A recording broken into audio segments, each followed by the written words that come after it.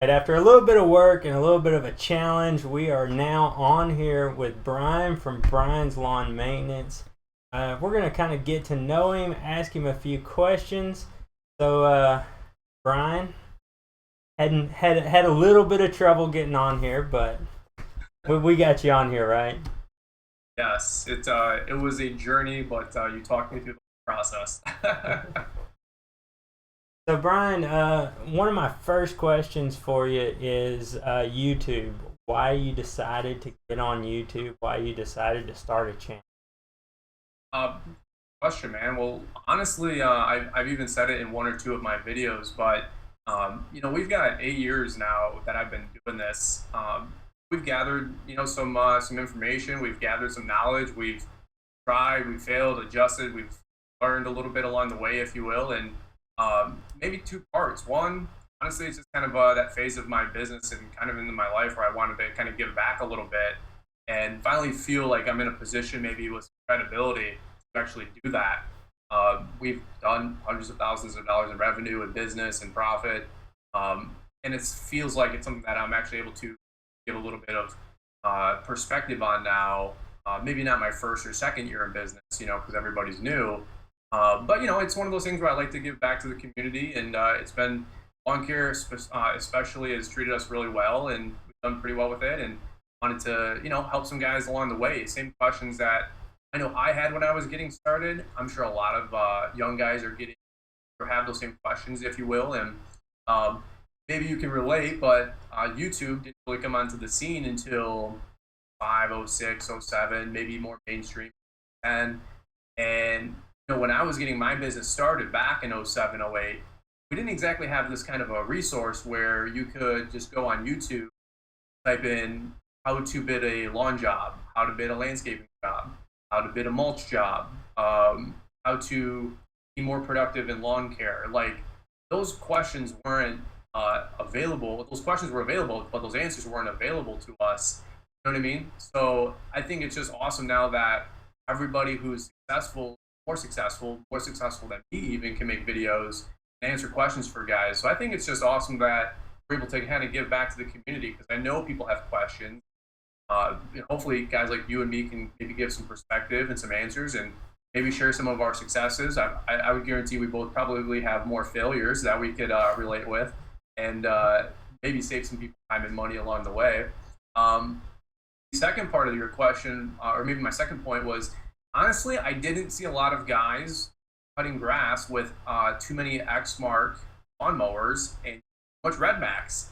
It kind of made me a little frustrated for a while, because everybody's using Hustler or SCAG and using Stihl, ECHO, of course, and I'm like, where the heck is all the ExMark and Red Max people? Because where I live, honestly, it's probably 90% ExMark and Toro, and I'm like, I've never even seen your guys' lawnmowers where I'm from.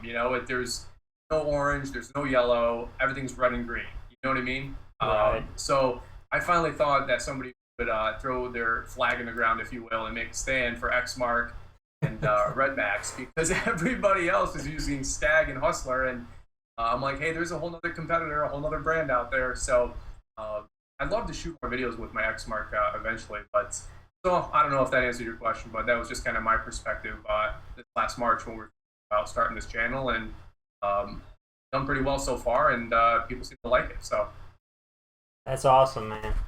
I know for me, me being in my second year of lawn care, it's still a learning experience for me. And like you said, I do like that I'm able to get on here and I learn from all of these guys that have been doing this for years.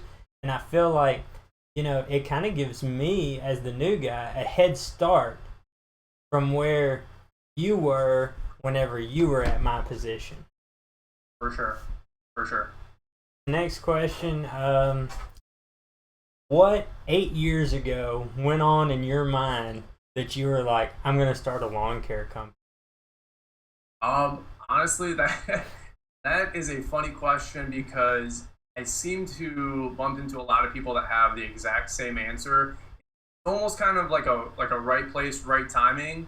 but it's also like a little bit of craziness. Like I don't know if something snapped mentally or internally, because I was working for a national fertilizer company. I won't tell you their name, but they're green and they're true to their word. I don't know if that helps, but it was a good company. I liked them.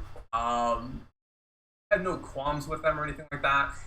But I was working for Little Caesars Corporation for about 4 years, managing a little franchise. I actually got let go from that position. So 5 minutes down the road was the fertilizer company, and I came from management. So I saw a job posting for account manager or route manager. So I was like, well, that sounds good. It's management. I had no idea I was driving a fertilizer truck. So I have no idea how that worked out. I took the job because I was living at home, $12 an hour back then. And I remember just one season, after about 3 months of this, pulling a sloppy, wet, fertilizer-covered hose through people's backyards that wasn't exactly something that I wanted to do. You know what I'm saying? And I think a lot of guys come to this cusp, if you will, where they're like, there's got to be a better way. One day I was doing my regular route. These guys pulled up with their lawn rig, dropped the gate. They cut this lawn in 10 minutes, and I would imagine they made $5. And here I am flopping a hose around in 90-degree weather in August, making $12 an hour. These guys are in t-shirts. They're eating Taco Bell, and it looks like they're enjoying the sun and getting a full tan and just having fun and making more money than me. I'm in this fertilizer truck with no air conditioning, burning fertilizer. I'm in full pants, full long sleeve, August. And so as you can imagine, I kind of was like, you know what? I don't know what I got to do. I cut lawns when I was 15. I'm pretty sure at 21, 22, I could figure it out. I just kind of snapped. It was literally like 3 or 4 months later, whatever it was like January, February. I started looking at lawnmowers by April. I had purchased one. I was going for it, man. So I didn't care. I didn't really have too much life. I didn't really have too much overhead. I was 19, living at home. And what could go wrong? So I always wanted to own my own business, even back when I was 15, 16 years old. Going through the corporate route for about 4 or 5 years, it kind of made me kind of reevaluate things. And honestly, just like a lot of guys, I got that entrepreneurial bug, and I just wanted to own my own business and start calling my own shots. I figured I'd rather just do it at 19, 20 than later on in life and maybe look back on it. Right. So this is a good question coming from me as a new. What is one tip that you would give the new guys like me coming into the lawn care business? One tip I would give you guys? Yeah, like the top tip. This is the thing that you wish you had known when you were in your first year of business. Wow, that is nail it all down into one question. I would probably say and it's kind of cliche. Many people are kind of realizing this in life and in business now, but be comfortable and or even seek out failure with business. Like, it's okay. Things always work out, whether it's a bad financial choice, you something where you break a window, a customer yells at you, or something happens. It's okay. You have to go through those failures to learn how to be successful. I heard somebody say, like, you don't become more successful by having success. You learn how to become more successful by having failure. And it might sound completely backwards, especially if you're younger, but I wish I failed more. I wish I did bigger jobs that I was capable of doing, if you will. Failed more, so I learned how to bid them sooner, got more work, larger work sooner, if that makes sense, versus maybe being hesitant or reticent to the fact and waiting until you're 3 or 4 years and always kicking that can down the road. Well, I'll buy this mower when I have everything lined up, or I'll buy this piece of equipment when I have everything lined up. And I guess my biggest answer to that is, like, nothing is ever going to be perfect. There's never perfect timing. So be okay with the fact that you might fail, but those failures, in theory, and it has been for me, that you'll learn how to be more successful. I think being okay with failure. Yeah, that actually definitely speaks to me as a new guy, because you know, there's still a lot of times that I'm not going for these jobs because I'm like, am I ready for that? Am I big enough for that? Am I prepared for that? And I'll end up passing on it because I'm scared. And now I didn't learn anything because I didn't bid it. And Yep. I have no clue how to bid it because I didn't try to bid it. The next question I have for you is, where do you see yourself in the next 5 years? Where do you see yourself, your business or your life going for the next 5 years? That's a good question. Honestly, that's a question probably most people don't have the answer to. For us, we have that written down.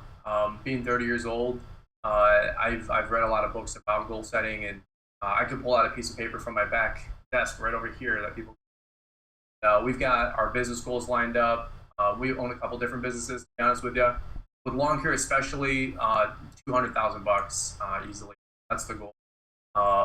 And we know each year specifically what we need to do, how many employees we need to add, how much revenue we need to add, what our numbers are, if that makes sense. So I'll tell you what, when I was 19 years old, I didn't have goals. I had no clue what I was doing. Every season, if I was up 10% or 30%, it wouldn't make any difference. My goal was always more, but it was never specific. I heard somebody say, figure out your goals and then work backwards. So let's say you want to make 250 grand a year. Maybe you need to add 50,000 a year to business over 5 years. So you got to figure out, as somebody once told me, figure out how you want to live, not what do you want to do. And I thought that was really good advice. Because if you want to live in a nice home and maybe drive a certain type of car, well, you need a certain type of income. Figure out what that income is and work backwards and figure out what you need to get there. So with lawn care specifically, I want to kind of prove to myself that we can make well over 6. I think we'll knock on the door of that this year and next year, done deal. Other stuff we already got lined up. So took us 10 years to get there. I thought I would do it in 2 or 3. It always seems to work faster in our minds, but you know what? It doesn't matter at the end of the day. I wanted to go and had to readjust along the way, and you know what? We readjust probably every month. So no big deal. But yeah, absolutely, man. Good question. We definitely want to. I like nice things, man. I'm no stranger to that. I like nice cars. The wife wants a nice home. I sold her on the fact, give me a few more years and we can have quote unquote whatever we want, but it's gonna take some work, no doubt about it. But I'm a big Tesla nut. I can't wait to get a Tesla. The house person, most women are, so I can't wait to bless her with a nice home. But and you know, women they don't like Honda Accords, so they all want a nice Lexus or an Escalade or a Tahoe. So I don't know. Maybe I should get her on here and all those goal setting questions for us. So, so maybe some of the people here can relate. But I can live in a pup tent and drive a Honda Civic, man. But at least a nice kind of my motivation lately. So, but anyway. Brian, I appreciate you coming on tonight and doing this interview. It was really interesting getting to know you and to have you on my channel. I think that's awesome. And you're definitely a growing channel in the community. And guys, if you haven't seen Brian and Brian's Lawn Maintenance, make sure you go over there and check out his channel. I will put a link down in the description to take you right to his channel. And when you go there, make sure you hit that subscribe button. Hey, brother, sorry for the delay. Absolutely. This was a lot of fun. No, I can't wait to do this again with you. If people saw what we did off camera, they would laugh. Sure. But this was great. Definitely appreciate everything you've done for the community. I'm sure your viewers appreciate the time and know how much you've done for the lawn care community. But yeah, absolutely. Thanks so much for having me on. Can't wait to be with you. As always, yeah, thanks for watching, guys, and appreciate the support. It's a lot, big time. So thank you.